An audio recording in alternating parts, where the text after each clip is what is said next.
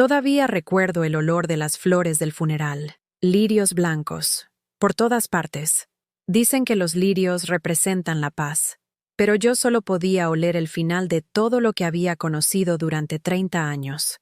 El ataúd de mi marido estaba abierto frente a mí, y no podía dejar de mirarle las manos.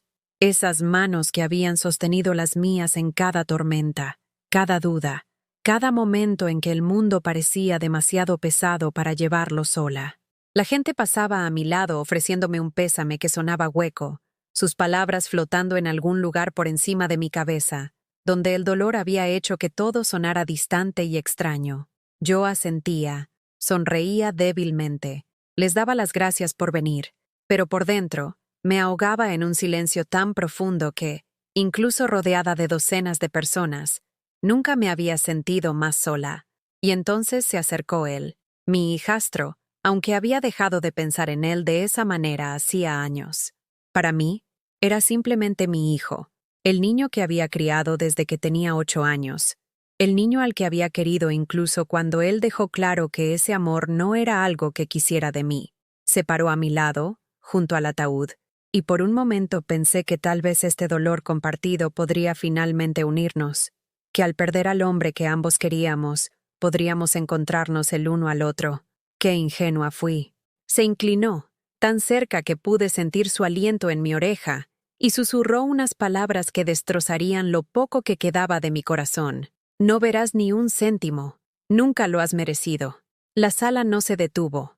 La música del órgano seguía sonando suavemente de fondo. La gente seguía moviéndose, hablando, viviendo sus vidas mientras la mía se derrumbaba por dentro. Nadie oyó lo que dijo. Nadie vio cómo mis manos empezaron a temblar, cómo se me cortó la respiración en la garganta como un animalillo atrapado y desesperado. Se suponía que era un momento de duelo, de honrar al hombre que ambos habíamos amado, y en su lugar, se convirtió en el momento en que me di cuenta de que no me consideraban de la familia. No de verdad, no en lo que importaba. Quise girarme y preguntarle qué había hecho para merecer tanta crueldad en un momento así. Quise recordarle los cientos de bocadillos que le había preparado para el recreo, los deberes con los que le había ayudado hasta altas horas de la noche cuando su padre viajaba por trabajo, los cumpleaños que había celebrado, las rodillas peladas que le había curado, las pesadillas que había ahuyentado. Quise preguntarle si recordaba alguno de esos momentos, si contaban para algo, pero no dije nada, porque las mujeres como yo, las que hemos aprendido a sobrevivir haciéndonos más pequeñas, cediendo, poniendo siempre a los demás primero, no montamos un escándalo en un funeral, nos tragamos el dolor, sonreímos entre lágrimas, aguantamos. Si te gustan las historias que tocan el corazón, historias sobre la vida real y sus luchas, por favor, suscríbete a nuestro canal. Estamos trabajando para llegar a los 1000 suscriptores y tu apoyo lo es todo. Y deja un comentario diciéndome desde qué ciudad nos ves. Me encanta saber dónde están mis oyentes. El velatorio duró 4 horas. 4 horas de pie junto a ese ataúd, saludando a gente que había conocido a mi marido por el trabajo, por su primer matrimonio, por etapas de su vida en las que yo no existía. Algunos me miraban con compasión, otros me miraban con preguntas en los ojos. ¿Quién era yo, en realidad? La segunda esposa, la mujer que vino después, la que no era la madre de su hijo. Entré en esta familia cuando el hijo de mi marido tenía 8 años. Su madre los había abandonado a ambos cuando él era solo un bebé. Se fue una mañana y nunca más volvió, dejando solo una nota y un niño demasiado pequeño para entender el abandono. Mi marido había criado a ese niño solo durante años antes de conocernos, y cuando entré en sus vidas, sabía que estaba ocupando un espacio que pertenecía a otra persona, alguien que había dejado un fantasma al que nunca podría reemplazar del todo. Lo intenté con todas mis fuerzas. Lo intenté de maneras que me agotaron, de formas que me hicieron perder de vista quién era yo antes de convertirme en madrastra. Aprendí a cocinar sus platos favoritos, aunque no fueran comidas que yo disfrutara especialmente. Asistí a cada evento escolar, a cada tutoría con los profesores, a cada partido de fútbol en el que se quedaba en el banquillo y nunca jugaba, pero aún así necesitaba a alguien en la grada animando por si acaso. Me quedaba despierta hasta tarde, ayudándole con trabajos de ciencias y resúmenes de libros, dejando mi propio trabajo abandonado para que el suyo estuviera terminado a tiempo. Y él me odiaba por ello. No abiertamente. Los niños rara vez son tan sinceros. Pero podía verlo en la forma en que se encogía cuando intentaba abrazarlo, en la forma en que me llamaba por mi nombre de pila con un énfasis particular que lo hacía sonar como un insulto, en la forma en que guardaba todo su afecto y conversación para su padre mientras a mí me trataba como a una empleada del hogar que casualmente vivía en la casa. Mi marido me decía que tuviera paciencia, que el duelo adopta diferentes formas en los niños, que con el tiempo, el chico vería cuánto me importaba. Ya cambiará, decía, abrazándome en las noches en que yo lloraba por el agotamiento de intentar querer a alguien que no quería ser querido por mí. Solo necesita tiempo. Pero el tiempo pasó, años y años, y nada cambió. El niño se convirtió en un adolescente, luego en un joven, y la distancia entre nosotros solo se hizo más grande. Se fue a la universidad y apenas llamaba a casa. Se casó y no me invitaron a ayudar a planificar la boda.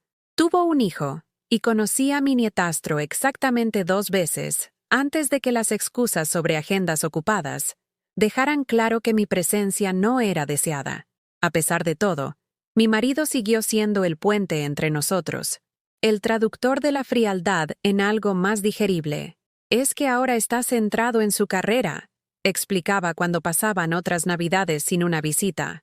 Ya sabes lo exigente que es su trabajo. Y yo asentía y fingía que me creía las excusas, fingía que no me daba cuenta de que siempre encontraba tiempo para su padre, pero nunca para mí.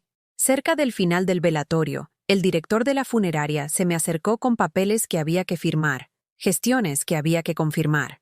Mi marido se había encargado de todo lo práctico en nuestra vida juntos: las finanzas, los documentos legales, la planificación de un futuro que ahora parecía imposiblemente ingenuo. Había confiado en él por completo.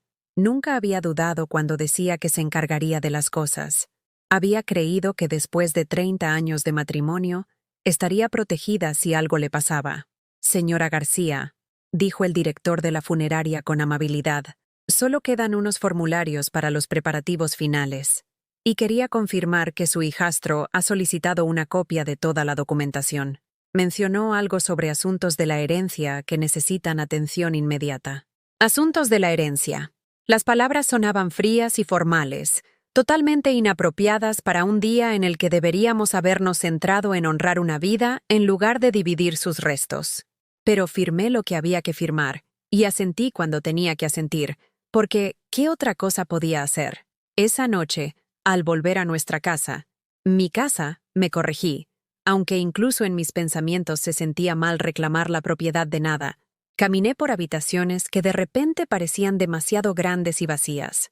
Cada superficie guardaba recuerdos. La mesa de la cocina donde habíamos compartido miles de comidas, el sofá del salón donde habíamos visto la televisión con su mano buscando siempre la mía, el dormitorio donde había muerto lentamente durante meses de una enfermedad que se lo había robado poco a poco hasta que solo quedó el cascarón del hombre que amaba. Yo lo había cuidado durante esos últimos meses. Yo, no su hijo. Yo había sido la que aprendió a cambiar las vías del gotero y a gestionar la medicación para el dolor, la que aguantó interminables citas médicas y estancias en el hospital, la que le sostuvo la mano durante tratamientos que lo dejaban demasiado enfermo para comer, y noches en las que el dolor hacía imposible dormir. Su hijo lo había visitado exactamente 4 veces en esos últimos 6 meses. Visitas breves en las que se quedaba de pie, incómodo, al borde de la habitación del hospital, como si temiera que la muerte pudiera ser contagiosa. Y sin embargo, de alguna manera, era yo la que no merecía nada. La carta del abogado llegó 3 días después del funeral. 3 días durante los cuales apenas había comido, apenas había dormido, apenas había funcionado más allá de los requisitos básicos de respirar y existir. Estaba sentada en la mesa de la cocina cuando llegó el correo, mirando una taza de café que se había enfriado hacía horas, tratando de entender cómo la vida podía simplemente continuar cuando todo dentro de mí se había detenido. El sobre era grueso y oficial. De esos que exigen ser abiertos de inmediato, aunque sepas que nunca llega nada bueno en sobres así. Mis manos temblaban mientras lo abría, y las palabras en la página parecían bailar ante mis ojos. Terminología legal que tuve que leer 3 veces antes de que el significado finalmente penetrara la niebla de dolor que me rodeaba. Notificación de impugnación de testamento. Conflicto sucesorio. Reclamación por captación de voluntad.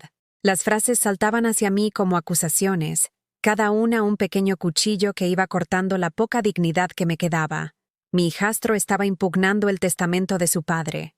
Afirmaba que yo había manipulado a mi marido, que había usado mi posición como su esposa para robar lo que legítimamente pertenecía a su hijo, que todo lo que habíamos construido juntos era de alguna manera fraudulento, porque yo había sido la segunda esposa, la sustituta, la mujer que no tenía ningún derecho legítimo a nada.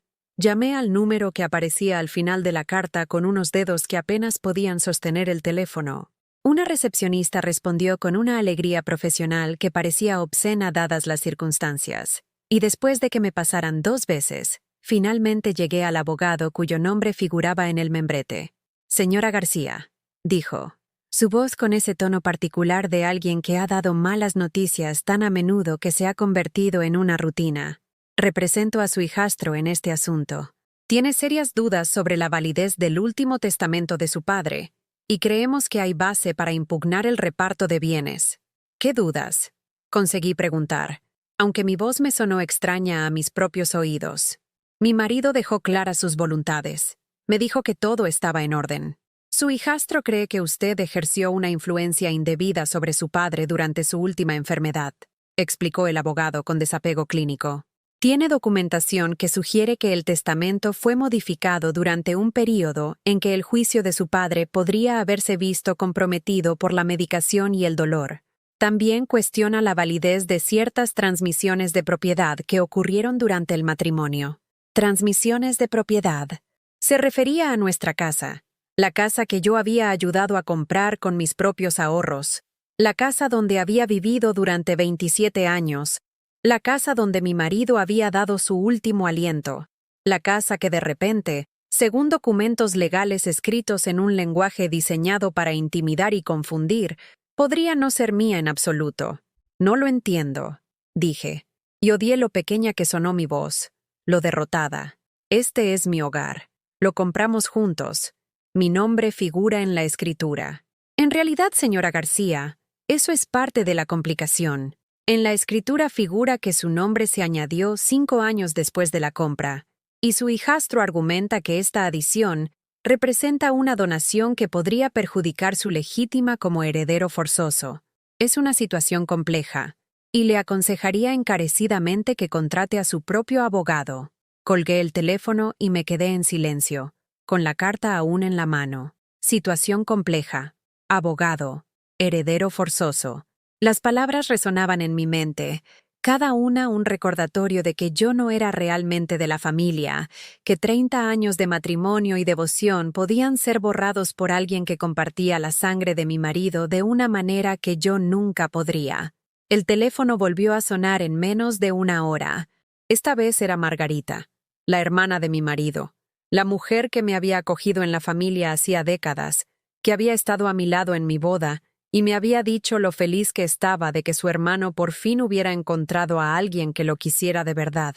Carmen, dijo, y pude oír la incomodidad en su voz incluso antes de que continuara. Me he enterado de la situación legal.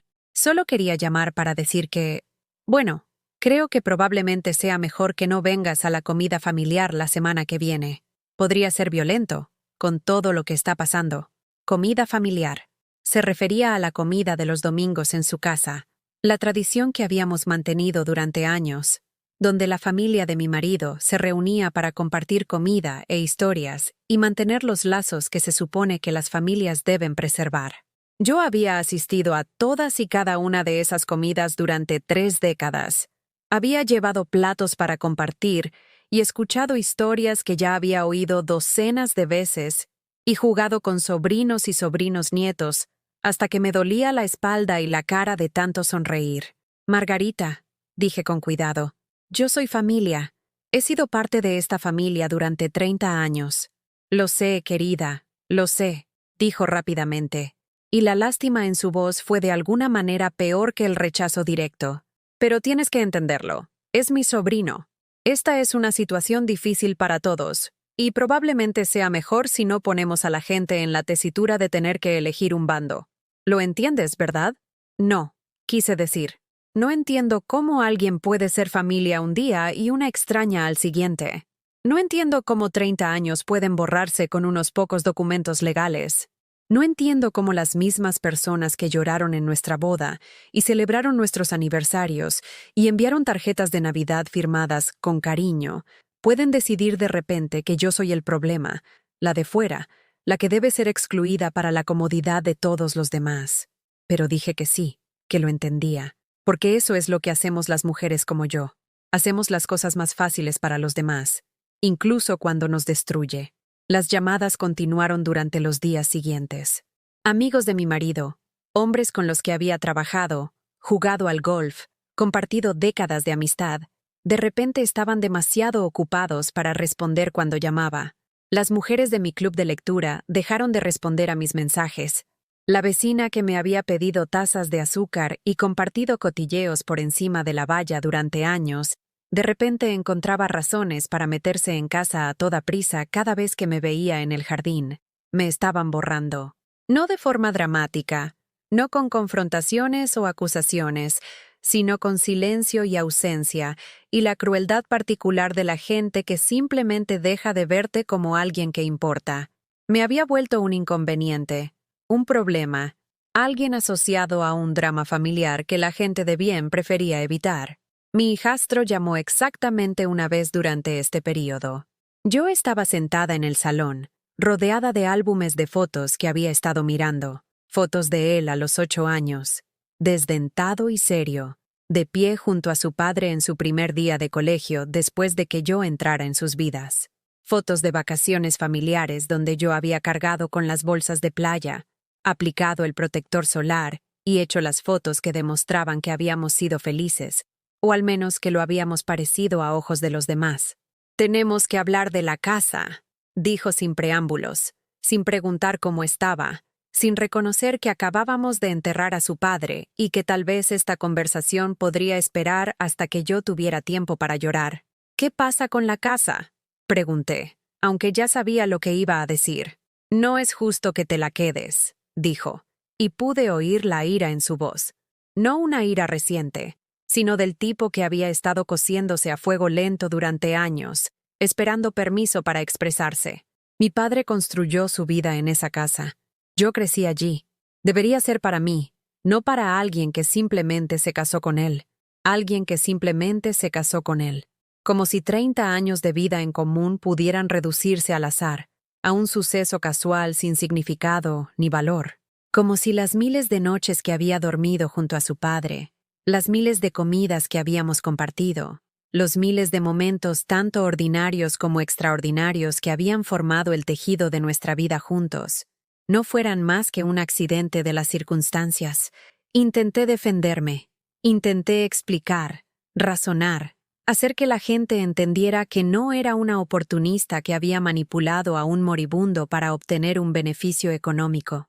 Contraté a una abogada, una mujer amable llamada Rebeca, que escuchó mi historia con ojos comprensivos y luego me expuso la dura realidad de mi situación con delicadeza profesional. «El desafío aquí», explicó Rebeca durante nuestra primera reunión, su despacho lleno de libros de derecho que parecían burlarse de mi ignorancia de los sistemas que ahora controlaban mi destino, «es que su hijastro tiene un derecho de sangre que los tribunales tienden a favorecer.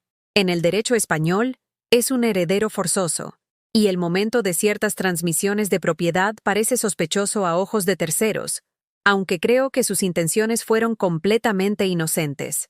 Sospechoso. Esa palabra me seguía a todas partes. La veía en los ojos de la gente que antes me saludaba cálidamente. La oía en las pausas que seguían a mis explicaciones.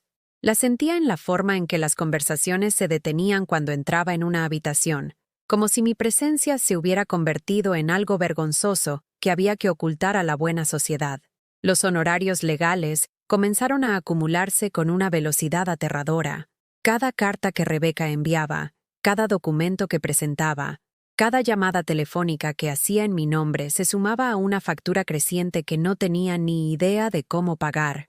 Mi marido se había encargado de nuestras finanzas, y descubrí demasiado tarde que, aunque yo había asumido que vivíamos cómodamente, la realidad era mucho más precaria.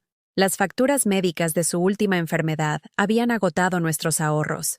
La hipoteca, que yo creía casi pagada, todavía tenía un saldo considerable. Empecé a buscar trabajo. A los 62 años, después de pasar décadas como ama de casa que había tenido trabajos a tiempo parcial, que nunca interferían con las obligaciones familiares, descubrí que el mercado laboral no tenía sitio para alguien como yo. Las solicitudes que rellenaba por Internet parecían diseñadas para una generación más joven, preguntando por habilidades con programas informáticos de los que nunca había oído hablar, solicitando perfiles en redes sociales que no tenía, exigiendo experiencia en campos que no existían la última vez que estuve empleada en serio. Las pocas entrevistas que conseguí fueron ejercicios humillantes en los que me hacían sentir obsoleta.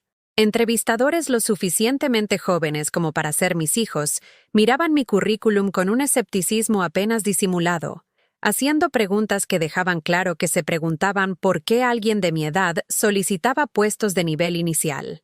Aprendí a esperar la frase demasiado cualificada, que en realidad significaba demasiado mayor, pero dicha de una manera que no podía ser denunciada como discriminación. Empecé a vender cosas. Objetos pequeños al principio, joyas que había recibido como regalo a lo largo de los años, piezas decorativas que tenían un valor sentimental, pero que podían convertirse en dinero para comprarme otra semana de supervivencia. Aprendí a moverme por Wallapop, a fotografiar los objetos con la mejor luz, a escribir descripciones que pudieran convencer a extraños de que valía la pena comprar esos fragmentos de mi vida. Cada venta era como perder un pedacito de mi historia. Las figuras de porcelana de Lladró que mi marido me había comprado durante un viaje a Valencia, las vacaciones en las que habíamos paseado por calles antiguas, comido paella y fingido que éramos jóvenes de nuevo. El reloj de pared antiguo que había pertenecido a su abuela, pasado de generación en generación hasta llegar a mí, la extraña que aparentemente no tenía derecho a las reliquias familiares. La pulsera de oro que recibí en nuestro 10º aniversario, grabada con unas palabras que ahora parecían mentira, mía para siempre. La campaña de mi hijastro en mi contra se intensificó. Empezó a publicar en redes sociales declaraciones cuidadosamente redactadas que nunca me mencionaban por mi nombre, pero que dejaban clara su postura a cualquiera que conociera nuestra situación familiar. Hablaba de proteger el legado de su padre de aquellos que querían explotarlo.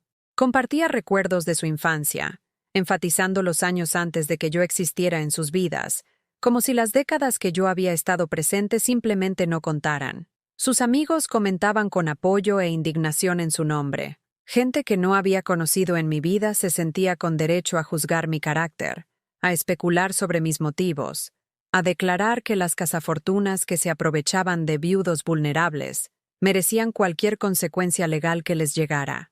Quería responder, defenderme, explicar que había amado a su padre mucho antes de que hubiera dinero del que hablar, que me había casado con él cuando ambos teníamos dificultades económicas y construimos juntos nuestra modesta comodidad a base de años de trabajo duro y sacrificio.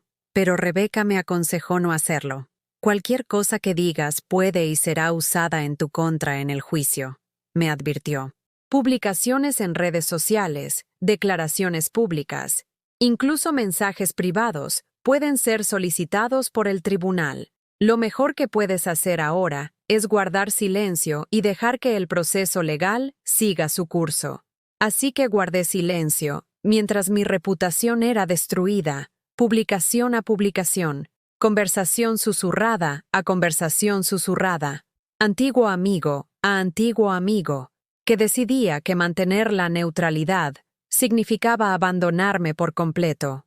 El peor momento llegó en el supermercado.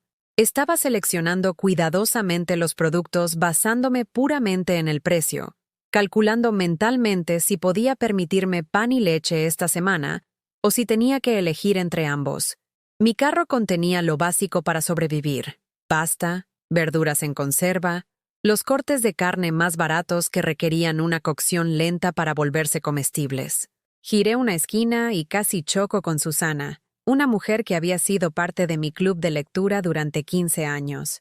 Habíamos compartido innumerables debates sobre novelas y la vida. Habíamos celebrado los hitos de la otra. Nos habíamos apoyado mutuamente en varias pequeñas crisis que en su momento parecían importantes. «Carmen», dijo, y noté la incomodidad en su voz de inmediato. «Susana, hola», respondí, intentando sonreír, intentando fingir que era un encuentro normal entre amigas que simplemente se alegraban de encontrarse. Echó un vistazo a mi carro, y vi cómo sus ojos catalogaban las marcas blancas, la cantidad limitada, la evidencia obvia de mis dificultades económicas. Luego me miró de nuevo, y lo que vi en su expresión fue peor que la lástima. Fue vergüenza, como si mi pobreza fuera algo bochornoso que había presenciado por accidente. «Me enteré de lo del juicio», dijo en voz baja. «Debe de ser muy difícil». «Sí», asentí, porque ¿qué otra cosa podía decir? «Bueno, espero que todo se arregle», dijo, comenzando ya a pasar de largo, a retirarse de la incómoda realidad de mi presencia. «Cuídate mucho», y se fue, desapareciendo por otro pasillo con una velocidad ensayada, dejándome sola con mi carro de la compra de bajo presupuesto y la aplastante certeza de que me había convertido en alguien de quien la gente quería escapar. Abandoné la compra y salí de la tienda, incapaz de seguir fingiendo que algo en mi vida era normal.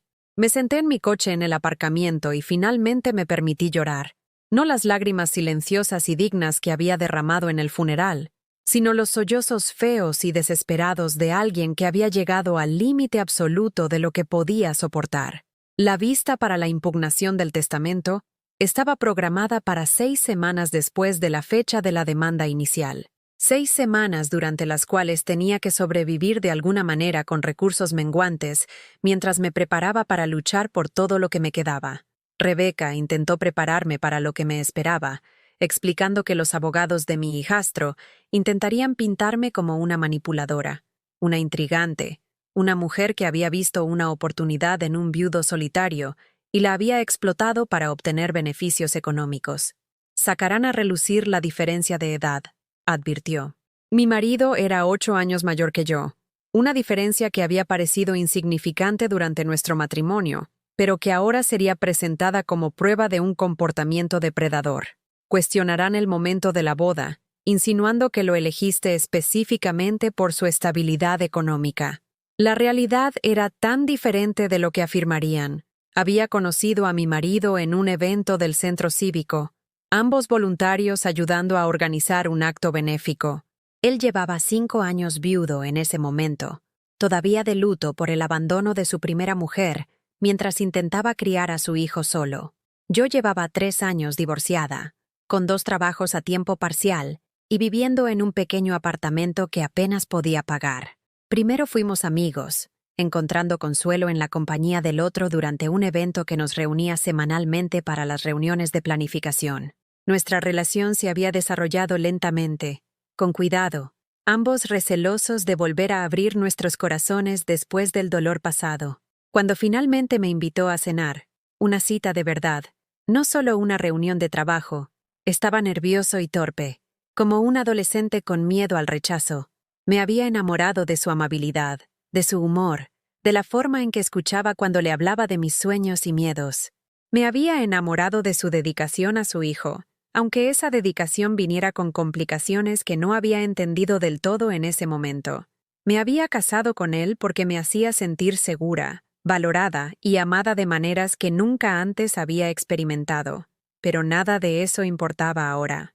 La narrativa que se estaba construyendo en los documentos legales y en la opinión pública ya había decidido quién era yo, y ninguna cantidad de verdad podía competir con la historia que la gente prefería creer. La madrastra malvada, la segunda esposa oportunista, la mujer que había robado la herencia de un hijo. Las noches se volvieron insoportables. Me quedaba despierta en la cama que había compartido con mi marido, mirando al techo y repasando cada momento de nuestro matrimonio, buscando el instante preciso en que todo se había torcido. ¿Había sido demasiado complaciente? ¿Debería haber exigido más respeto de su hijo? ¿Debería haber insistido en involucrarme más en las decisiones financieras en lugar de confiar en que mi marido se encargara de todo? Las preguntas daban vueltas sin cesar, cada una llevando a otra, creando una espiral de dudas que amenazaba con consumir lo que quedaba de mi identidad. Había pasado 30 años intentando ser la esposa perfecta, la madrastra comprensiva, la mujer que nunca causaba problemas ni hacía exigencias, y al final, toda esa complacencia me había dejado completamente indefensa. Dejé de contestar al teléfono.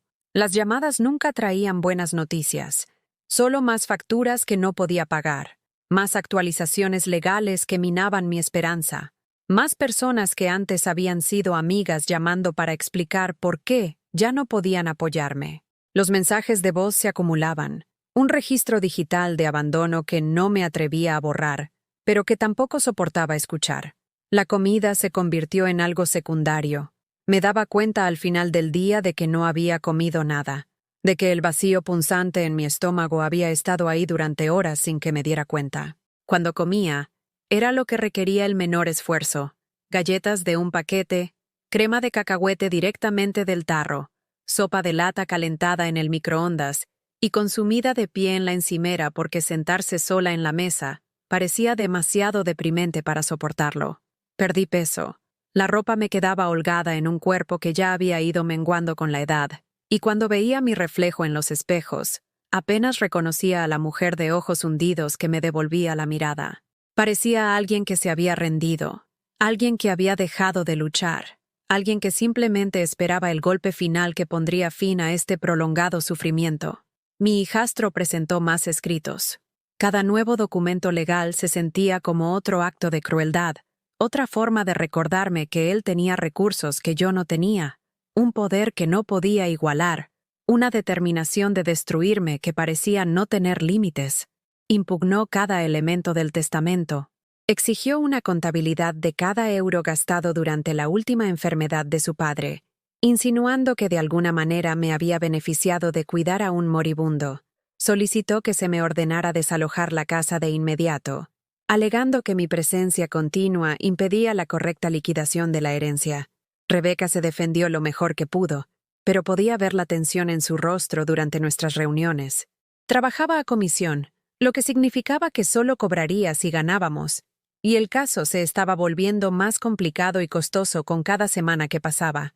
Sabía que estaba empezando a dudar de si esta lucha merecía el tiempo y los recursos que estaba invirtiendo. Carmen, dijo durante una reunión particularmente difícil, necesito que seas realista sobre tus posibilidades. La ley tiende a favorecer a los parientes de sangre en las disputas sucesorias, especialmente cuando hay dudas sobre la capacidad mental del fallecido al hacer el testamento. Tenemos una batalla por delante, y necesito saber que estás preparada para la posibilidad de que no ganemos todo lo que esperas. No ganar todo. Quería decir que podría perder mi casa. Podría terminar sin nada, excepto la ropa que pudiera meter en una maleta y los ahorros que pudiera reunir vendiendo los últimos objetos de valor que me quedaban. ¿Cuáles son mis opciones?, pregunté, aunque no estaba segura de querer oír la respuesta. Podríamos intentar negociar un acuerdo, sugirió Rebeca con cautela. Quizás aceptar vender la casa y repartir los beneficios, o aceptar una porción más pequeña de la herencia, a cambio de que él retire la impugnación. Significaría renunciar a parte de lo que tu marido quería para ti, pero también significaría poner fin a esta batalla antes de que os arruine a ambos por completo. Llegar a un acuerdo, ceder, darle lo que quería a cambio de que me permitiera irme con las migajas que estuviera dispuesto a dejarme. La sugerencia tenía sentido práctico, pero algo dentro de mí se rebelaba ante la idea de recompensar su crueldad, de validar su creencia de que nunca había merecido ser parte de su familia. Antes de que pudiera responder, Rebeca continuó. Hay algo más que deberías saber. Tu hijastro ha estado contactando con posibles testigos, gente que os conocía a ti y a tu marido. Está construyendo un caso para demostrar que aislaste a su padre de la familia, que controlabas a quién podía ver y con quién podía hablar, que trabajaste sistemáticamente para ponerlo en contra de su hijo. La acusación era tan absurda, tan completamente opuesta a la realidad, que casi me reí. Yo había sido la que animaba a mi marido a llamar a su hijo, a enviarle tarjetas de cumpleaños y regalos de Navidad que rara vez eran agradecidos, a seguir intentándolo incluso cuando esos esfuerzos se encontraban con el silencio o una respuesta mínima. Yo había sido la que sugería reuniones familiares, tratando de crear oportunidades para que padre e hijo conectaran, haciendo todo lo posible para facilitar una relación que su hijo parecía decidido a evitar. Pero, por supuesto, nada de eso importaba. Él estaba reescribiendo la historia, creando una narrativa en la que yo era la villana que había envenenado su relación con su padre, y al parecer, había encontrado gente dispuesta a apoyar esa versión de los hechos. ¿Quién? Pregunté. ¿Quién diría esas cosas? Rebeca consultó sus notas. Margarita, por ejemplo, la hermana de tu difunto marido. Está dispuesta a testificar que las reuniones familiares se volvieron menos frecuentes después de que te casaras con su hermano y que a menudo ponías excusas de por qué él no podía asistir a los eventos familiares. Margarita, la mujer que me había abrazado en mi boda y me había dicho que yo era la hermana que siempre había querido. La mujer que ahora estaba dispuesta a presentarse en un tribunal y mentir sobre mí para apoyar las reclamaciones de su sobrino. La traición se sintió casi física, como si algo me hubiera alcanzado el pecho y lo hubiera retorcido. Yo había querido a Margarita, había confiado en ella, la había considerado no solo familia, sino una verdadera amiga, y ella iba a ayudar a destruirme. Hay otros, continuó Rebeca con suavidad, vecinos que testificarán que rara vez veían a tu hijastro de visita hacia el final, amigos de tu marido que dirán que parecía diferente después de casarse contigo, más callado, menos social. Diferente. Más callado. Por supuesto que había sido diferente. Estaba envejeciendo. Estaba lidiando con problemas de salud que hacían que las actividades sociales fueran más difíciles.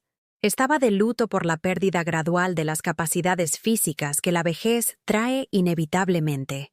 Nada de eso tenía que ver conmigo, pero todo sería tergiversado para encajar en la narrativa que me pintaba como una manipuladora controladora. Salí del despacho de Rebeca sintiéndome más desesperanzada que desde el día en que murió mi marido. El mundo parecía decidido a castigarme por el crimen de haber amado a alguien, de haber construido una vida con alguien que tenía un hijo que nunca me aceptó. Cada paso que daba se sentía pesado, como si la propia gravedad hubiera aumentado, como si el mismo aire intentara empujarme hacia el suelo, donde la gente aparentemente pensaba que pertenecía. Conduje a casa lentamente, tomando calles secundarias en lugar de la autovía, posponiendo el momento en que tendría que entrar en la casa vacía y enfrentarme a otra tarde de silencio, recuerdos y desesperación.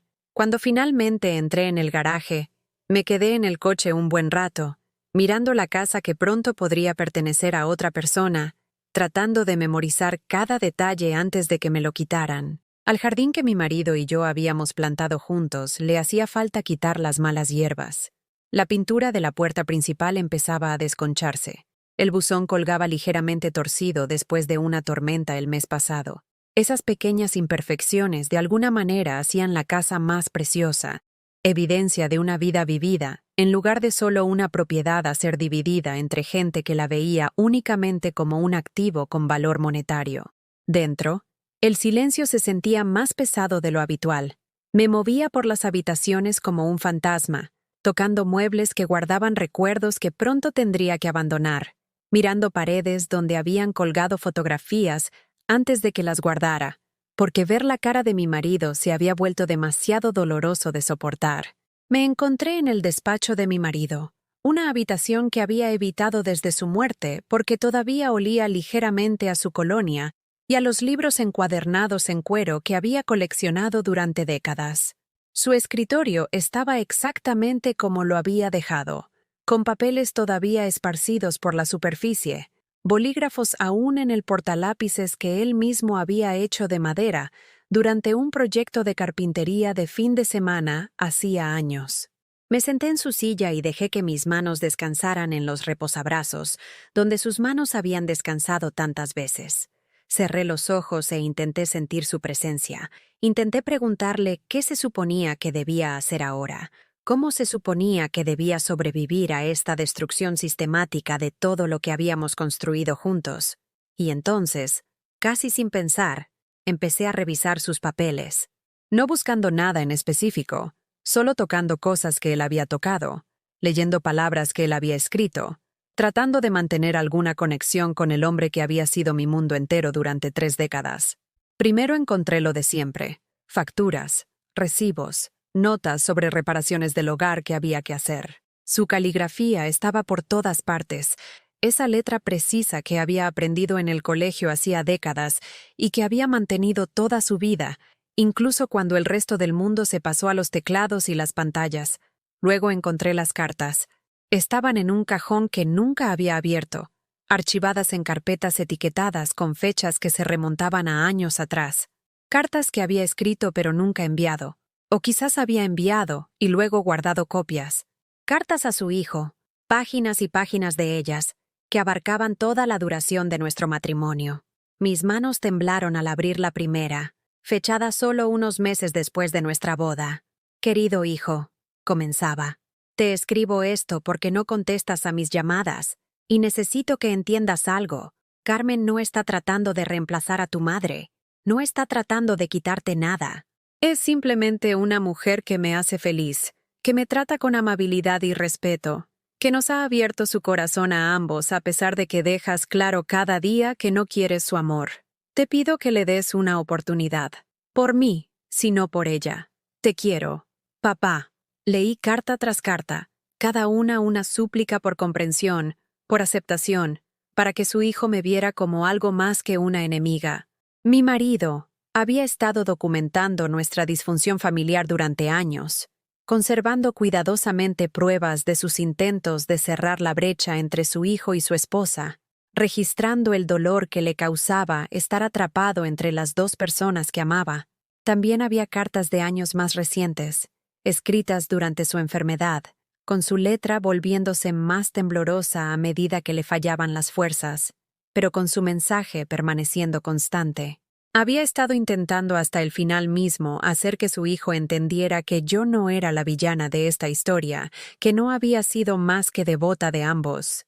«Se sienta conmigo en cada tratamiento», decía una carta, fechada solo 3 meses antes de su muerte. «Me coge de la mano cuando el dolor se vuelve insoportable. Investiga nuevos medicamentos y tratamientos alternativos. Llora en el baño, donde cree que no puedo oírla, porque intenta ser fuerte por mí. Este no es el comportamiento de alguien que se casó conmigo por dinero. Este es el comportamiento de alguien que me ama de verdad. Ojalá pudieras verlo. Ojalá pudieras verla como la veo yo». Lloré mientras las leía. Las lágrimas caían sobre páginas que habían sido escritas por manos que nunca volverían a escribir nada. Esas cartas eran pruebas, no solo pruebas legales, aunque ciertamente lo eran, sino pruebas de que mi marido me había visto, me había valorado, había entendido exactamente quién era yo y lo que había dado a nuestro matrimonio. Pero había algo más. Escondido al fondo de la última carpeta, encontré un documento fechado apenas unas semanas antes de su muerte. Estaba escrito a mano, con la firma de 2 testigos que reconocí, su médico de cabecera y una enfermera que lo había cuidado durante su última estancia en el hospital. Un testamento hológrafo. «A quien pueda interesar», comenzaba. «Yo, Roberto García, en pleno uso de mis facultades mentales a pesar de mi enfermedad física, declaro por la presente mis últimas voluntades con respecto a mi patrimonio y al cuidado de mi esposa, Carmen García. He sido informado de que mi hijo podría impugnar mi testamento tras mi muerte. Quiero que quede claramente entendido que todas y cada una de las disposiciones que he tomado para Carmen fueron hechas con plena capacidad mental y sin ninguna coacción o influencia indebida. Ha sido la compañera más devota que nadie podría desear y merece toda la protección que yo pueda proporcionarle». La carta continuaba durante 3 páginas, abordando metódicamente cada argumento que su hijo podría esgrimir, refutándolos con ejemplos específicos y claras declaraciones de intenciones. Era como recibir un mensaje de ultratumba, la voz de mi marido llegando desde más allá de la muerte para defenderme una última vez. Me quedé en su escritorio hasta que anocheció, leyendo y releyendo estos documentos. sintiendo que algo cambiaba dentro de mí. El dolor seguía ahí, siempre estaría ahí, pero debajo de él, algo más estaba despertando. No era ira, exactamente, aunque ciertamente la había. Algo más silencioso pero más poderoso. Determinación. Mi marido había luchado por mí, incluso sabiendo que se estaba muriendo, incluso luchando contra el dolor y la medicación y la disolución gradual de su cuerpo físico. Se había tomado el tiempo de protegerme. Lo había documentado todo. Había creado un rastro de papel que contaba la verdad sobre nuestro matrimonio. Había dejado sus intenciones meridianamente claras. No deshonraría ese esfuerzo rindiéndome ahora. A la mañana siguiente, llamé a Rebeca con una firmeza en la voz que nos sorprendió a ambas. He encontrado algo, dije. Cartas, documentos, pruebas de que mi marido era completamente competente y de que su testamento reflejaba sus verdaderos deseos. ¿Podemos usarlos? Oí el cambio en su tono de inmediato, el paso de la resignación compasiva al enfoque profesional. Cuéntamelo todo. Pasé la siguiente hora describiendo el contenido de las carpetas, leyendo fragmentos de las cartas por teléfono, explicando las fechas y los contextos. Rebeca hizo preguntas directas, tomando notas que podía oírla teclear de fondo. Carmen, dijo cuando terminé, esto cambia las cosas, significativamente. Estas cartas establecen un patrón en el pensamiento de su marido a lo largo de muchos años. Documentan su relación con su hijo, su conciencia de la dinámica familiar, su competencia y claridad de pensamiento. Y esa última carta, testificada por profesionales médicos, es exactamente el tipo de prueba que necesitamos para contrarrestar las reclamaciones de influencia indebida. Por primera vez en semanas, sentí algo parecido a la esperanza. Tenemos que ser estratégicas sobre cómo presentamos esto, continuó Rebeca. No queremos revelar todo lo que tenemos de una vez. Dejemos que sus abogados presenten sus argumentos primero, que se comprometan con su narrativa, y luego la desmontaremos pieza por pieza con pruebas que no saben que tenemos. Durante los días siguientes, continué buscando entre los papeles de mi marido con un nuevo propósito. Encontré extractos bancarios que demostraban que yo había contribuido económicamente a nuestro hogar a lo largo de nuestro matrimonio, refutando cualquier afirmación de que había dependido de sus ingresos. Encontré tarjetas y notas que le había escrito a lo largo de los años, expresiones de amor que no tenían nada que ver con el dinero o las preocupaciones materiales. Encontré fotografías nuestras en eventos benéficos, como voluntarios en organizaciones comunitarias, viviendo el tipo de vida que no encajaba con la narrativa de cazafortunas que su hijo intentaba construir. Pero más que pruebas físicas, recuperé mi voz.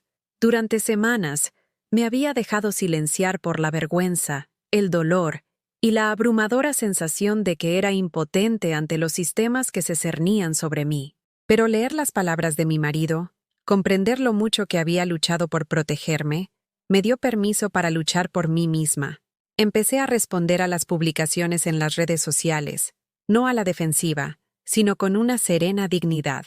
Cuando mi hijastro publicaba sobre la protección del legado de su padre, yo publicaba una foto de su padre y mía como voluntarios en un banco de alimentos, con un simple pie de foto.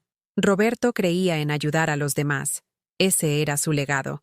Cuando la gente hacía suposiciones sobre mi carácter, no discutía ni me explicaba.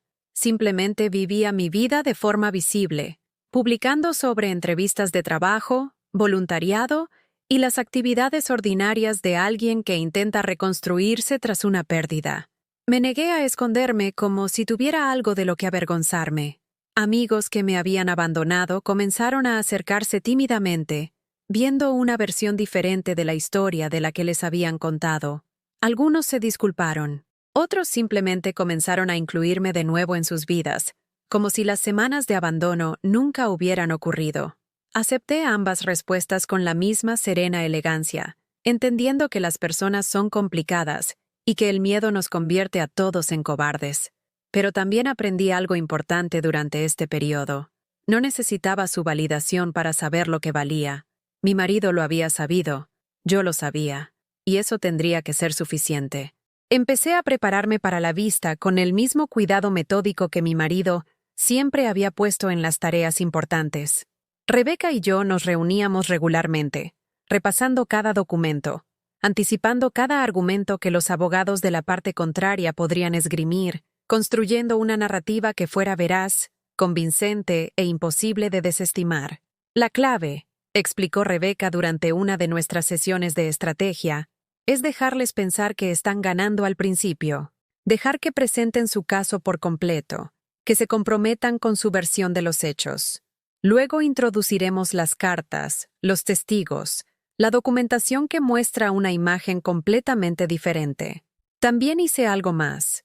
Empecé a registrar mis propios recuerdos, escribiendo cada momento significativo de mi matrimonio, cada acto de devoción, cada sacrificio hecho y cada regalo dado.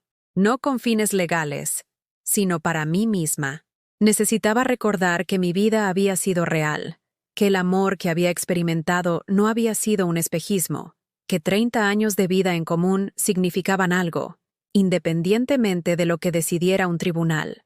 La semana antes de la vista, mi hijastro hizo un último intento de intimidarme para que llegara a un acuerdo. Se presentó en la casa, mi casa, el hogar en el que había vivido durante casi 3 décadas, con un agente inmobiliario, afirmando que tenía derecho a que la propiedad fuera tasada en preparación para su venta. Lo recibí en la puerta, y por primera vez desde el funeral, lo miré directamente a los ojos sin pestañear. Este sigue siendo mi hogar, dije en voz baja. No tienes el derecho legal de entrar sin mi permiso, y no te lo concedo. Si necesitas una tasación, tu abogado puede organizarla a través de los canales adecuados. Algo parpadeó en su expresión. Sorpresa, tal vez, de que me estuviera enfrentando a él. Se había acostumbrado a mi complacencia, a mi disposición a ceder y a hacerme más pequeña para la comodidad de todos los demás. Esta versión de mí, la que había encontrado su columna vertebral enterrada bajo años de dolor y dudas, le resultaba desconocida. «Solo te lo estás poniendo más difícil a ti misma», dijo, su voz con un tono de amenaza que podría haberme asustado semanas antes. «La casa se va a vender. La herencia se va a liquidar según lo que es justo de verdad, no según la manipulación que lograras durante los últimos días de mi padre. Puedes aceptarlo con elegancia o alargar esto y terminar con aún menos. Tu padre me quería», dije, y mi voz no tembló. Dejó sus deseos claros en múltiples documentos creados a lo largo de muchos años. No estoy manipulando nada, simplemente estoy honrando lo que él quería. «Estaba enfermo», replicó mi hijastro. No pensaba con claridad. «Te aprovechaste de...» «Estaba enfermo de cuerpo», le interrumpí, algo que nunca habría hecho en el pasado, pero su mente estuvo lúcida hasta el final. Sabía exactamente lo que estaba haciendo, y lo hizo porque me quería, y quería que yo estuviera cuidada. Siento que no puedas aceptarlo. Siento que hayas pasado 30 años guardándome rencor en lugar de intentar construir una relación, pero tus sentimientos no cambian la realidad legal de la situación. Me miró fijamente durante un largo momento, y vi algo cambiar tras sus ojos. Quizás se estaba dando cuenta por primera vez de que esta lucha no iba a ser tan fácil como había supuesto. Quizás simplemente estaba enfadado porque me había atrevido a desafiar su narrativa. Sea como fuere, se dio la vuelta y se fue sin decir una palabra más, con el agente inmobiliario siguiéndole con evidente incomodidad. Cerré la puerta y me apoyé en ella, con el corazón latiéndome con fuerza, pero con una resolución más firme que nunca desde que comenzó esta pesadilla. Me había mantenido firme, me había defendido, y se había sentido como recuperar un trozo de mi identidad que había perdido por el camino. La noche antes de la vista, no pude dormir. Me quedé en la cama pensando en todo lo que me había llevado a este momento, la joven que había sido cuando conocí a mi marido, llena de esperanza y optimismo a pesar de haber pasado por un divorcio doloroso, la madrastra en la que me había convertido, esforzándome tanto por ser aceptada por un niño que me veía como una intrusa, la esposa en la que me había convertido, aprendiendo a amar profunda y completamente, a pesar de las complicaciones que ese amor conllevaba. Pensé en todos los pequeños momentos que no aparecen en los documentos legales, pero que constituyen una vida vivida juntos. La forma en que mi marido buscaba mi mano mientras veíamos la televisión, un gesto inconsciente que hablaba de comodidad y conexión. La rutina de los domingos por la mañana que habíamos desarrollado, de preparar desayunos elaborados juntos, tomándonos nuestro tiempo porque no teníamos ningún otro sitio donde estar.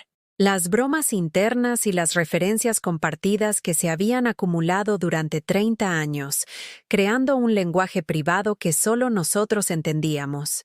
Pensé en las últimas palabras que me había dicho, 3 días antes de morir. Estaba sentada junto a su cama de hospital, cogiéndole la mano, cuando abrió los ojos y me miró con esa claridad que a veces llega a las personas cerca del final.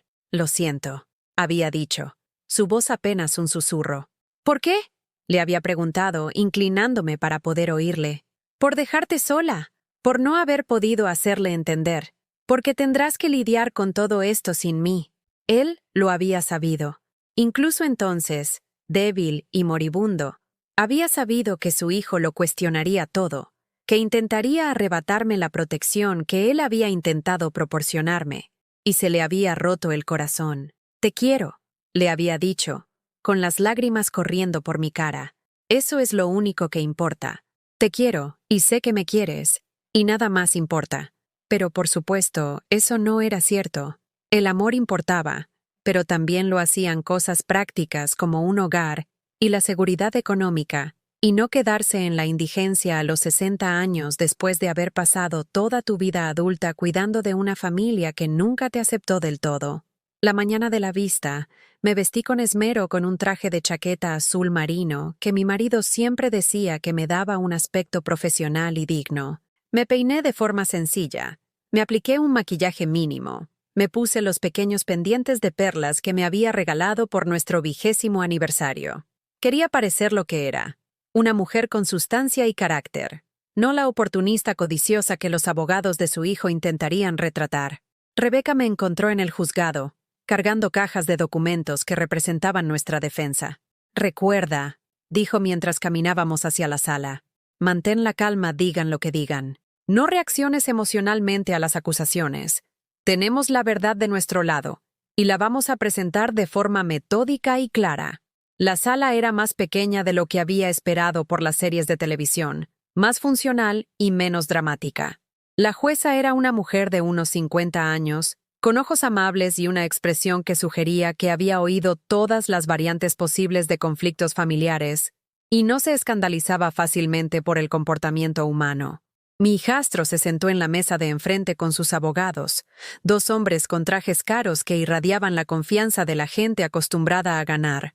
No me miró cuando entré, manteniendo la vista fija al frente como si reconocer mi presencia fuera a debilitar de alguna manera su posición.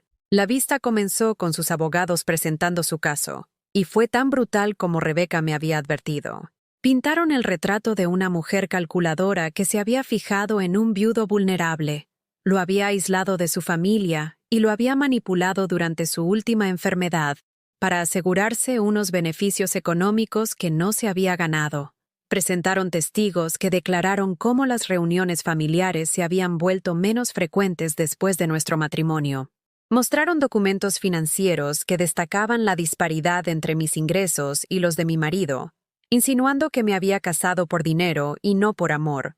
Cuestionaron el momento de varios cambios legales, sugiriendo que cada uno había sido orquestado como parte de un plan a largo plazo para robar la legítima herencia de un hijo.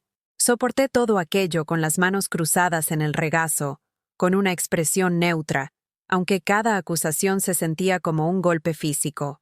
Vi a Margarita subir al estrado y mentir sobre la dinámica familiar, afirmando que yo había disuadido a mi marido de asistir a las reuniones, cuando la verdad era que yo había sido la que le rogaba que mantuviera esos lazos, a pesar de la evidente hostilidad de su hijo hacia mí. Escuché a los vecinos testificar que rara vez veían a mi hijastro de visita, con la implicación de que yo de alguna manera había impedido esas visitas, cuando cualquiera que hubiera prestado atención de verdad habría sabido que su hijo apenas lo visitaba incluso antes de que yo existiera en sus vidas. Oí a los abogados de la parte contraria describirme como manipuladora, controladora, oportunista, todos los adjetivos negativos que se les ocurrieron para pintarme como alguien indigna de la vida que había construido con mi marido.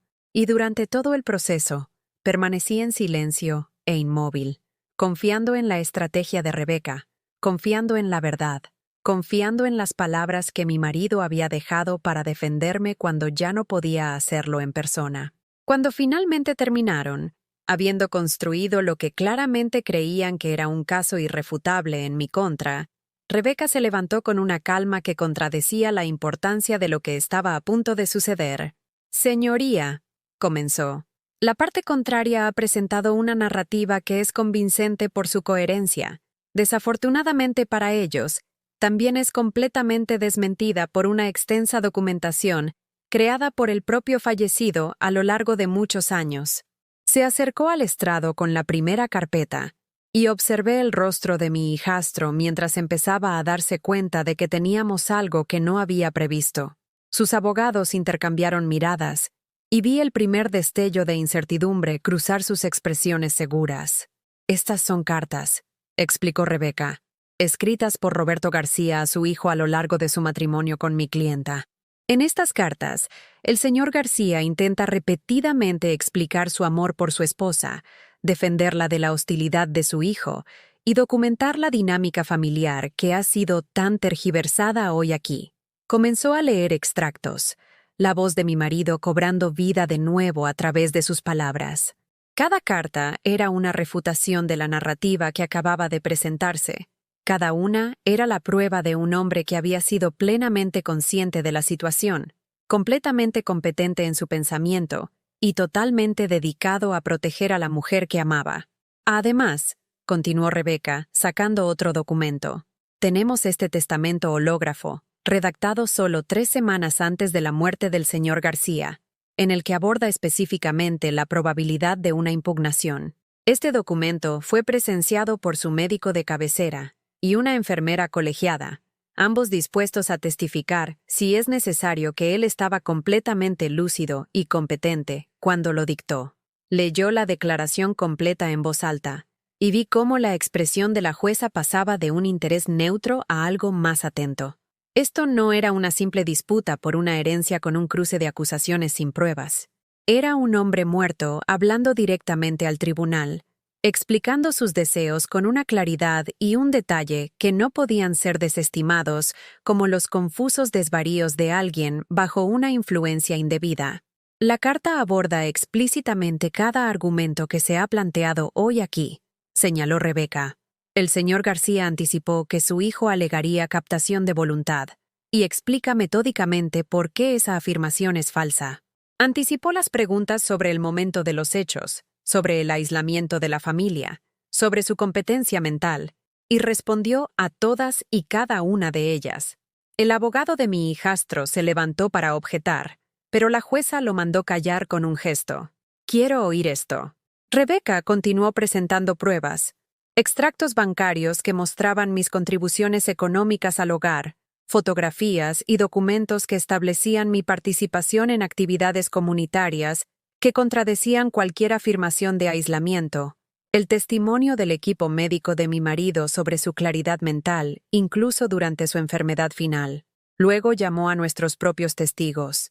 La enfermera que había cuidado de mi marido durante sus últimas semanas, que testificó sobre mi presencia constante, mi cuidado devoto y sus declaraciones explícitas sobre su deseo de asegurarse de que yo estuviera protegida tras su muerte. El médico que lo había tratado durante años, que testificó que mi marido había hablado de su testamento varias veces, siempre con total claridad sobre sus deseos y sus razones para ellos. Amigos que realmente habían pasado tiempo con nosotros como pareja, que testificaron sobre el afecto genuino entre nosotros, los intereses compartidos y el respeto mutuo que caracterizaban nuestro matrimonio. Y finalmente, Rebeca presentó algo que yo no sabía que había obtenido: grabaciones. «Señoría», dijo, durante la última estancia del señor García en el hospital, pidió al personal de enfermería que grabara varios mensajes para su esposa. Estaban destinados a ser privados, expresiones de amor para que ella los tuviera después de su muerte. Sin embargo, también constituyen una prueba contundente de su estado mental y de sus sentimientos sobre su matrimonio. La jueza permitió que se reprodujeran las grabaciones, y de repente la voz de mi marido llenó la sala. No leída por otra persona, no parafraseada ni resumida, sino él mismo, hablando directamente. «Carmen», dijo su voz, débil pero clara, «si estás escuchando esto es que ya me he ido, y siento mucho haber tenido que dejarte. Quiero que sepas que cada día contigo fue un regalo. Me hiciste más feliz de lo que nunca pensé que sería posible. Asumiste un papel difícil como madrastra de un niño que nunca te lo puso fácil, y lo hiciste con una elegancia y una paciencia que no siempre merecí. Sentí las lágrimas resbalar por mi cara, pero no me molesté en secarlas. Que lo vieran, que todos en esa sala vieran cómo era el amor de verdad. Sé que mi hijo probablemente impugnará mi testamento», continuó la voz grabada de mi marido. «Sé que nunca ha entendido lo que significas para mí, lo que has aportado a nuestra vida juntos, pero necesito que luches por lo que te he dejado. Te lo has ganado con cada gramo de tus 30 años de devoción. No dejes que nadie te diga lo contrario. No dejes que nadie te haga sentir que no mereces que te cuiden ahora que no puedo hacerlo yo mismo». Hubo una pausa en la grabación, y pude oír la dificultad en su respiración, el esfuerzo que le costaba seguir hablando. «Te quiero, Carmen. Te he querido desde el momento en que te reíste de ese chiste tan malo que conté en el evento benéfico donde nos conocimos. Te he querido cada día de nuestro matrimonio. Y te querré más allá de la muerte, más allá de cualquier batalla legal que pueda venir, más allá de cualquier cosa que intente menospreciar lo que tuvimos juntos. Eres mi esposa, eres mi compañera, y mereces todo por lo que he trabajado en esta vida». La grabación terminó, y la sala quedó en completo silencio. Miré a mi hijastro y vi que su rostro se había puesto pálido. Fuera lo que fuera que esperaba de esta vista, no era esto. La propia voz de su padre, hablando desde la tumba para defender a la mujer que amaba y refutar las afirmaciones de su hijo. La jueza miró a los abogados de la parte contraria. «¿Tienen algo que responda a estas pruebas?». El abogado principal se levantó lentamente, y pude ver que la confianza se había desvanecido de su postura. «Señoría, necesitaríamos tiempo para revisar este material y preparar una respuesta». «Por supuesto», dijo la jueza, «pero seré sincera con ustedes. Esta es una de las pruebas más convincentes que he visto en un conflicto sucesorio. Un testamento hológrafo que anticipa específicamente la impugnación, cartas que abarcan años mostrando una intención constante, mensajes grabados que demuestran claridad mental y afecto genuino. Van a necesitar algo más que especulaciones sobre una influencia indebida para superar esta documentación». Miró directamente a mi hijastro. «Señor, entiendo que perder a un padre es difícil.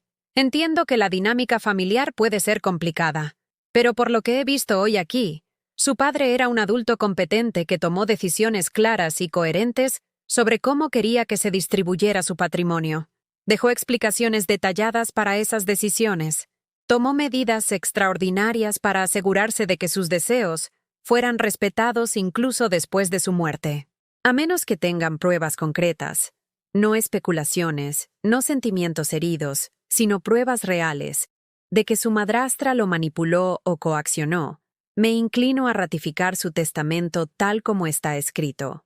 Los abogados de mi hijastro solicitaron un receso para consultar con su cliente, y la jueza se lo concedió. Todos nos pusimos de pie cuando ella salió de la sala, y luego hubo un revuelo de actividad mientras la parte contraria se reunía en un rincón para una discusión urgente. Rebeca me tocó el brazo suavemente. «¿Cómo estás?» «No lo sé», admití. Oír su voz de nuevo. No pude terminar la frase. No pude explicar lo que había sentido al tener a mi marido presente en esa sala, defendiéndome una última vez. «Lo has hecho bien», dijo Rebeca. «Te mantuviste serena incluso cuando te estaban destrozando. Y ahora están viendo la verdad, que esto no iba de manipulación o dinero. Esto iba de un hombre que amaba a su esposa y quería cuidarla». Esperamos casi una hora antes de que los abogados de la parte contraria se acercaran a Rebeca para una conversación privada. Observé desde el otro lado de la sala mientras hablaban en voz baja. Vi que la expresión de Rebeca permanecía neutra, pero algo cambió en su lenguaje corporal que sugería que la conversación iba a nuestro favor. Cuando Rebeca volvió a nuestra mesa, tenía una leve sonrisa en el rostro. «Quieren llegar a un acuerdo», dijo en voz baja. Están dispuestos a retirar la impugnación por completo y aceptar el testamento tal como está. Sentí que algo se liberaba en mi pecho, una presión que no me había dado cuenta de que llevaba encima. ¿Qué les hizo cambiar de opinión? La realidad, dijo Rebeca simplemente. Se han dado cuenta de que no pueden ganar. Las pruebas son demasiado sólidas, la documentación demasiado exhaustiva. Tu marido hizo imposible que tuvieran éxito, y lo saben.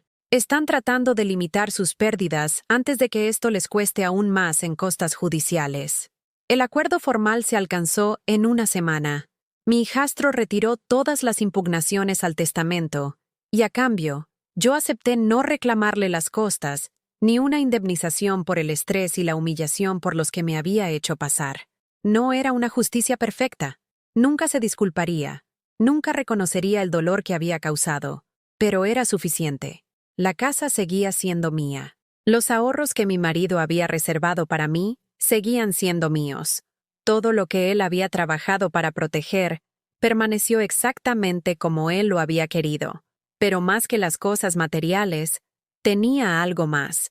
Tenía la prueba, documentada, testificada, grabada, de que mi marido me había amado, de que nuestro matrimonio había sido real, de que no había estado delirando ni desesperada, ni ninguna de las otras cosas que la gente había insinuado durante aquellas semanas oscuras. La primera noche después de que se formalizara el acuerdo, me senté sola en mi salón, en mi casa, el hogar que me había ganado con 30 años de devoción, y me permití llorar de verdad por primera vez desde la muerte de mi marido.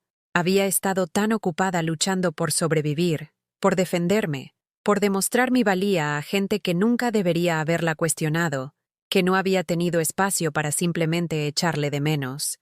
Para llorar, la pérdida del hombre que había sido mi compañero, mi protector, mi gran amor. Lloré durante horas. No lágrimas silenciosas y dignas, sino los sollozos profundos y desgarradores de alguien que lo había estado guardando todo dentro durante demasiado tiempo. Lloré por el marido que había perdido, por el hijastro que había elegido el odio en lugar de la sanación, por la familia que me había abandonado, por la mujer que había sido antes de que todo esto sucediera. Y cuando las lágrimas finalmente cesaron, cuando no me quedaba nada por llorar, sentí algo que no había sentido en meses. Paz. No felicidad. Era demasiado pronto para eso. Pero paz. La clase de paz que llega al saber que luchaste por lo que era justo y ganaste. La clase de paz que llega al honrar los deseos de alguien a quien amabas, incluso cuando el mundo entero parecía estar en tu contra. En las semanas siguientes, comencé a reconstruir mi vida con intención, no con desesperación. Encontré trabajo en una ONG que ayudaba a personas mayores a navegar por desafíos legales y financieros, usando mi propia experiencia dolorosa para ayudar a otros a evitar situaciones similares. El sueldo no era sustancial, pero era suficiente, y el trabajo me pareció significativo, de una manera que mis trabajos anteriores nunca lo habían sido. Volví a conectar con los pocos amigos que se habían mantenido a mi lado, y dejé ir a los que no lo habían hecho sin amargura ni resentimiento. Había aprendido que las crisis revelan el carácter de las personas, y que algunas simplemente no son capaces de mantener la lealtad cuando las circunstancias se vuelven difíciles. Esa era su limitación, no la mía. Empecé a asistir a un grupo de duelo en la parroquia cerca de mi casa, sentándome en círculo con otros viudos y viudas que entendían el dolor particular de perder a tu pareja. Aprendí que el duelo no sigue un horario, que la curación no es lineal, que algunos días serían más difíciles que otros y que no pasaba nada. Planté flores en el jardín que mi marido y yo habíamos cuidado juntos, eligiendo variedades que florecerían en diferentes estaciones para que siempre hubiera algo hermoso que me recordara que la vida continúa, que el crecimiento es posible incluso después de una pérdida devastadora. Enmarqué una de las cartas de mi marido, no las legales, sino una simple nota que me había escrito en nuestro 25º aniversario. Para mi querida Carmen, decía, gracias por 25 años de hacer cada día mejor solo por estar en él. Gracias por quererme incluso cuando soy difícil. Gracias por querer a mi hijo incluso cuando lo hace casi imposible. Gracias por ser exactamente quien eres. Con todo mi amor. Siempre. Roberto. La colgué en el dormitorio, donde pudiera verla cada mañana al despertar, un recordatorio de que había sido amada profunda y genuinamente, de que la vida que había vivido no había sido un espejismo ni un error. Mi hijastro y yo nunca nos reconciliamos. Me envió un correo electrónico breve y formal, reconociendo el acuerdo y declarando que esperaba que ambos pudiéramos seguir adelante. No hubo disculpa, ni reconocimiento del dolor que había causado, ni admisión de que había intentado destruirme durante el período más vulnerable de mi vida. Respondí con igual formalidad, deseándole lo mejor, y declarando que esperaba que finalmente encontrara la paz con las decisiones de su padre. No esperaba una relación con él, no necesitaba su aprobación ni su afecto. Había pasado 30 años buscando la aceptación de alguien que estaba decidido a no darla, y finalmente había terminado con esa agotadora búsqueda. 6 meses después del acuerdo, recibí una visita inesperada.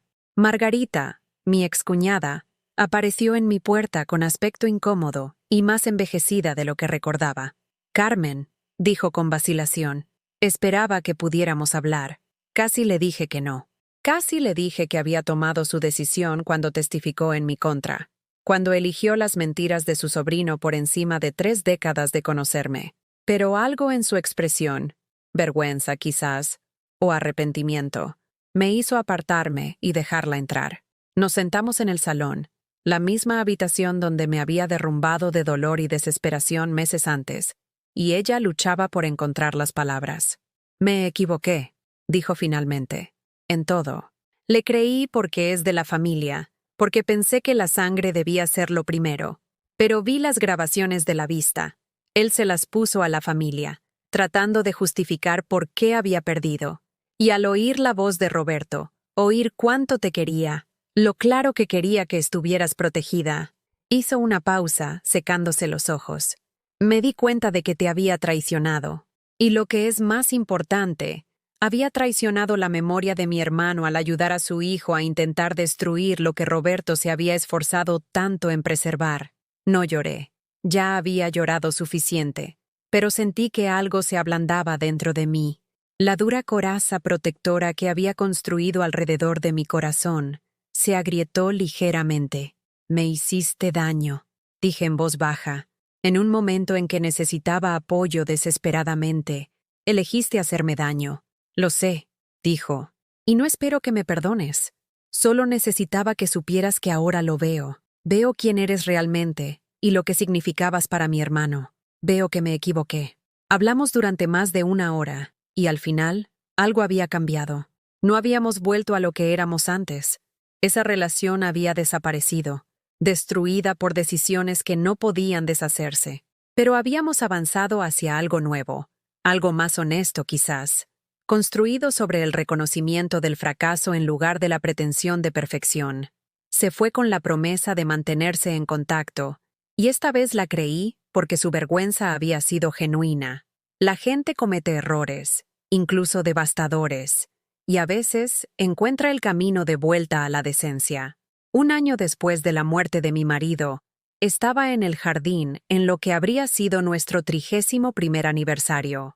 Las flores que habíamos plantado juntos habían florecido, muerto y vuelto a florecer, enseñándome su lección sobre la resiliencia y la renovación. Pensé en la mujer que había sido cuando mi marido murió, perdida, derrotada, convencida de que todo lo bueno de mi vida había terminado.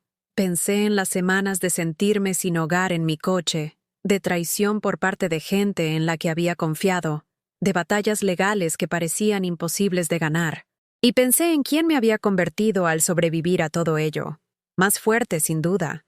Menos dispuesta a aceptar un maltrato o a hacerme pequeña para la comodidad de los demás. Más consciente de mi propio valor y menos dependiente de la validación externa para saberlo. Mi marido me había dejado 2 grandes regalos. El primero era obvio: la casa, la seguridad económica, la prueba tangible de que había valorado nuestra vida en común. Pero el segundo era quizás más importante. Me había dejado la evidencia de que yo era digna de que lucharan por mí, de que mi vida y mis contribuciones habían importado, de que el amor podía existir genuinamente incluso cuando las circunstancias eran complicadas. Ese conocimiento me había sostenido durante el periodo más oscuro de mi vida. Me había dado el valor para defenderme cuando todo sugería que simplemente debería rendirme. Me había recordado que merecía dignidad y respeto, incluso cuando el mundo parecía decidido a negármelos. Aprendí que a veces las personas que más amamos no pueden protegernos de la crueldad de otros. Mi marido no pudo evitar que su hijo intentara destruirme, pero pudo dejarme herramientas para protegerme, y lo había hecho con un cuidado meticuloso. Aprendí que la familia no siempre se define por la sangre, y que a veces las personas que deberían apoyarte serán las que te traicionen más profundamente. Pero también aprendí que la familia encontrada, la gente que elige estar a tu lado incluso cuando les cuesta algo, puede ser tan real y valiosa como cualquier conexión biológica. Lo más importante es que aprendí que la supervivencia a veces requiere librar batallas que nunca quisiste, defenderte de acusaciones que nunca mereciste, demostrar tu valía a personas que deberían haberla reconocido sin necesidad de pruebas. Y que ganar esas batallas, aunque agotador y doloroso, puede enseñarte cosas sobre ti misma que quizás nunca habrías descubierto en circunstancias más fáciles. Todavía echo de menos a mi marido todos los días. Todavía lo busco en la noche a veces, olvidando por un momento que ya no está. Todavía guardo historias para contarle antes de recordar que no está aquí para escuchar. Pero también sé que lo honré al negarme a renunciar a lo que él se había esforzado en darme. Honré su memoria manteniéndome firme frente a aquellos que intentaron borrar mi lugar en su vida.